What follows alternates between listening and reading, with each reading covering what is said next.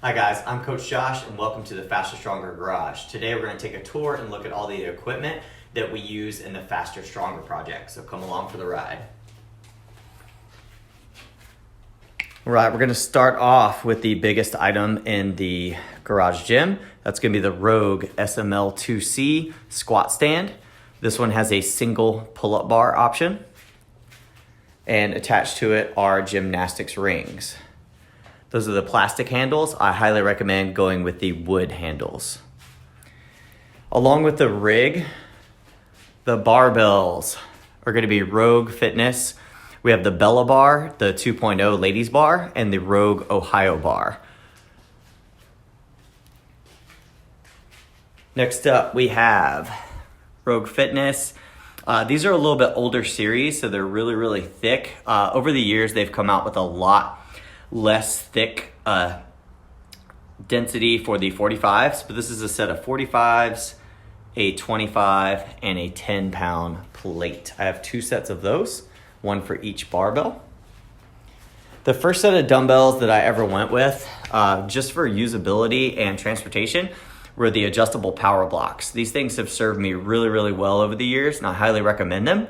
You can't drop them, so if you're going to be abusive to your dumbbells, I don't recommend getting those, but if you need them just for your accessory lifts and things like that, really, really good bang for the buck. Over the years, we slowly upgraded our dumbbell collection, and I just kind of, as I found them at a good price, I bought all kinds. They're all mixed and matched, but we have 15 all the way up to 50 pounds, and we're getting ready to add the 60s, 70s, and 80s to the collection as well. Dynamax med balls, you can do so many things, carries, wall balls, pretty much any kind of warm-up activity as well, so they come in really handy. 14-pound ball for ladies, 20-pound ball for the gentlemen. Some simple resistance bands. I just bought a pull-up package from Rogue Fitness that has a bunch of different varying strengths and resistances for that. A small loop band for hip activation exercises, some PVC pipes for warm-up, and a weight belt. This is to attach either dumbbells, or you could do kettlebells or plates to that, run the chain and do weighted pull-ups and dips. For kettlebells, also went with Rogue Fitness, 53 pounds and a 35 pound. Change plates are always a must. You can find these used pretty much anywhere. Those I've literally had since middle school. I don't want to tell you how old they are, but I just clean them up and put a coat of clear coat on them every now and then to keep them from rusting, and they've held up really well for a very long time.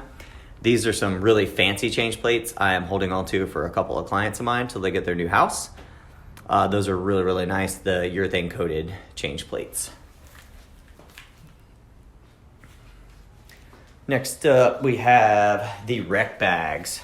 Highly, highly recommend the rec bags. These are pretty cool. I usually recommend 60 pounds for men, 40 pounds for women. You can do a ton of work with those. So if you have a limited budget, I highly recommend going with the rec bags. A plyometric box. This one came from Rep Fitness. This is the mini version. So if you go to Rogue Fitness, you'll see the games box, which is a 20-inch, 24-inch, and a 30-inch.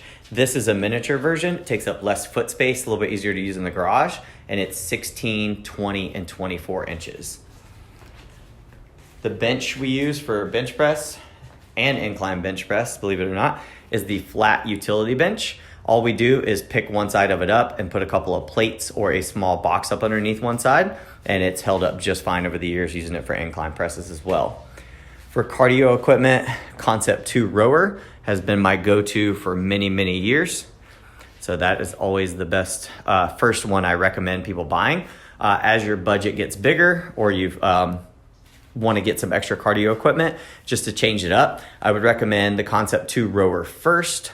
Then I would go with the Assault bike or the Rogue Echo bike, and then I would go with the Ski Erg after that.